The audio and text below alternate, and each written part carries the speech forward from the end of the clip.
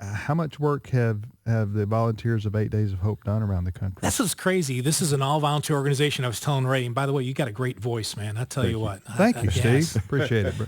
Oh, I'm sorry. You're talking to Ray. Face for radio, good voice. Okay. Anyways, it all works. Yes. All volunteer organization, 1,200 homes plus have been rebuilt. $14 million of work. And it's a God thing. This has nothing to do with Steve. It has nothing to do with the other leaders, 8 Days of Hope. But God moves through his people that he has gifted. And so this last trip in North Carolina, if you remember, Tim, there were 1,685 people that showed up for 8 days. Our food bill, Ray, was $47,000 just for the volunteers. You had 1,600 people show up to help you during the 8 days. Amazing. That's beyond amazing. I know. That's phenomenal. I tell you, We're praise entering God. into small M category. That's right. Yes, we are. There you go. It's just phenomenal what, Steve, what you and your team have been able to do. And by team, I mean not only the leadership team that you have. 8 Days of Hope is a nonprofit organization, but with a board of directors and such, but also just the team of the thousands of volunteers that come to help wherever you guys may go. Now, you wanted to announce the next place for 8 Days of Hope to go, right? We did. And so, we've had 11,200 volunteers over our last 9 trips, and we've done about $14 million of work. And the need is great right now. Right now, we can go back and do Hurricane Irene work. Still is needed in North Carolina. Hurricane Sandy is in the news. We're not a first responder. We normally go to a disaster area about 6 months after the disaster. So today, we're here and we're excited to announce that 8 Days of Hope 10 is March 9th through March 16th. And we're going to a town called Laplace, L-P-L-A-C-E, Laplace, Louisiana. It's about 30 miles west of New Orleans. Hurricane Isaac caused some significant flooding. There was over $2 billion of damage, 6,000 families. Their homes were ruined or affected by the flooding. And so in March, we're going to be going down to Laplace, and we're thinking and believing that God's going to send 1,500 people again to Laplace in March. And so 8 Days Hope 10, March 9th to March 16th, Laplace, Louisiana. Who are you trying to recruit, and how can they sign up? We're looking for people that have skills. Skills if you know how to do electrical work, drywall, painting, carpentry, we need you. We also say to people like me who are less skilled, there's something for you as well. And so you can go to our website, 8daysofhope.com. We're on Facebook as well. You can follow us on Twitter at 8daysofhope.com as well. But you can go to our website and learn more about the ministry. Actually, as we speak, if you go to 8daysofhope.com and click on the FAQ, frequently asked question link, if you're a prospective volunteer, you'll get all the answers to the typical questions. What do we bring? Where do we go? What if I'm flying in? Do you have tools? We provide food and lodging for all the volunteers, so a safe place to sleep, and we're going to feed you very well. No one loses weight at 8 Days of Hope, but we ask that those with skills to come be a part of 8 Days of Hope 10.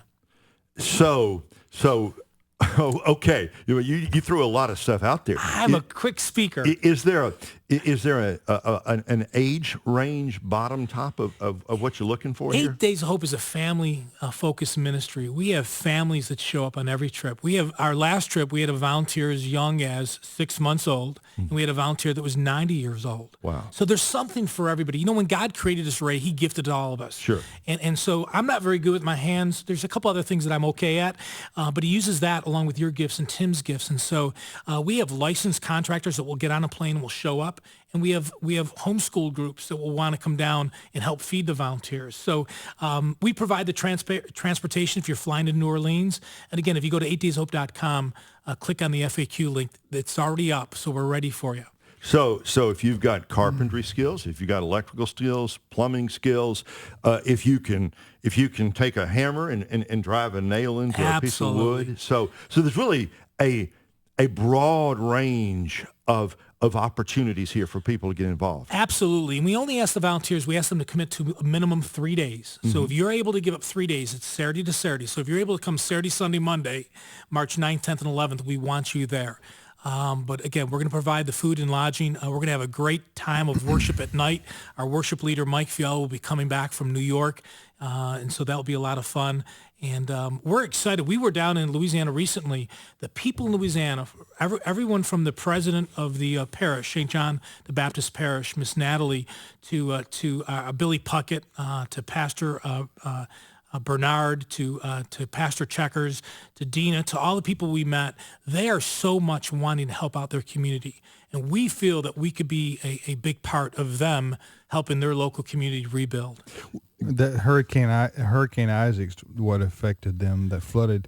And you mentioned any nowadays it's unfortunate, but anything short of a Katrina, is sort of out of the news after 24 hours. We're talking fiscal cliff, we're talking guns, all good topics that we need to talk about.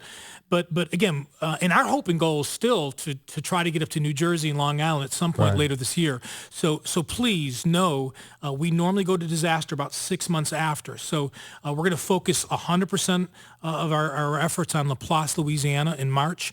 And as we speak, just a couple weeks ago, we already had a leader in New Jersey looking around as well. What kind of response do you get from the local community leaders? Do they welcome you with open arms, or do sometimes they go, I don't know what this organization is? And how do you gain the credibility necessary to be welcomed in? Well, you show up, and I'm a fast talker, and I'm originally from New York, so they're probably checking for their wallet, and you explain to them what God has done through 8 Days of Hope. And so the good news is they've seen that we've and I don't say this for prideful reasons, but Governor Barber gave us the Give Award, and we've won other, we've been in the USA Today, we've been on, CNN, we've been on Fox News, and so they can Google and they can see that we're legit, that it's not about us. We want to help people. That's this whole ministry. And oh, by the way, we're going to show you the love and hope of Jesus, and by the way, we're going to fix your house. And this is a God thing, and so I'm going to differ with Tim. I think it's a capital M that $14 million of work can be done with an all-volunteer organization. And by the way, we have a new logo. Can I show it? Sure, please do. This logo, and our old logo, and it was a great logo, but nowhere in the logo was there anything about our Christian roots. And so we were able to develop the cross and the word 8, and the sunshine is just, to us, it just showed hope that a new day is coming. So when someone's going through a disaster, their lives are turned upside down. With 8 Days of Hope, we're a step in the recovery process of bringing hope. It's a stunning idea, really, because you're talking to a devastated community, and you're saying we're going to bring in, not 10 or 15 people, but there's going to be well over 1,000, 1,500 people. We're going to come in, and we're not going to charge you for it. We're going to come in and give you this gift and do it in the name of Jesus, and it's going to be well done work, and this is our gift to you. Yes, it's kind of mind blowing. Yes, I can imagine some people go, "What's the catch here?" And I'll come to that in a second, because you had asked a question. The leaders of St. John the Baptist Parish, the local churches, the local community leaders, they have been such a joy to work with. They've been open arms, and just think about this. In March 9th, in LaPlace, Louisiana, about 70 homes on that first day. They're going to get a knock on the door, and they're going to open the door, and there's going to be 6-8 people they'd never met before. From around the country, coming to their house for free to show them a glimpse of Jesus. How could that not excite you? I mean, that fires me up. And that's why we do what God's called us to do. So we're excited. You get me all emotional right before Christmas. But, we're excited for this trip. And volunteering will open up January 1st. So you can go to the website today. You can like us on Facebook, learn more about the ministry. January 1st, you're going to have 8 weeks to volunteer. We think it's going to be a great trip. 8 weeks to volunteer until the 8 Days of Hope. They're not volunteering for 8 weeks. No. Okay. January 1st to the end of February, they can volunteer at 8daysofhope.com.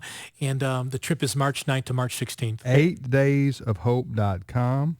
And you're the website. And you're expecting how many volunteers on this one? The last 4 trips we've averaged 1,550 people. So in my flesh, I'm thinking, why would that not continue? But we'll see what God does and who He brings. Thank you, Steve. It's stunning what you're doing. God bless you. Give us that website one more time. 8daysofhope.com. You can either spell the number 8 or write it out. 8daysofhope.com. Merry Christmas. Get excited. Amen. Thank you, Steve. Thank you, Steve. Appreciate it, brother. All right, that's Steve Tybor from the 8 Days of Hope Ministry. You're listening to the radio program Today's Issues on the American Family Radio Network.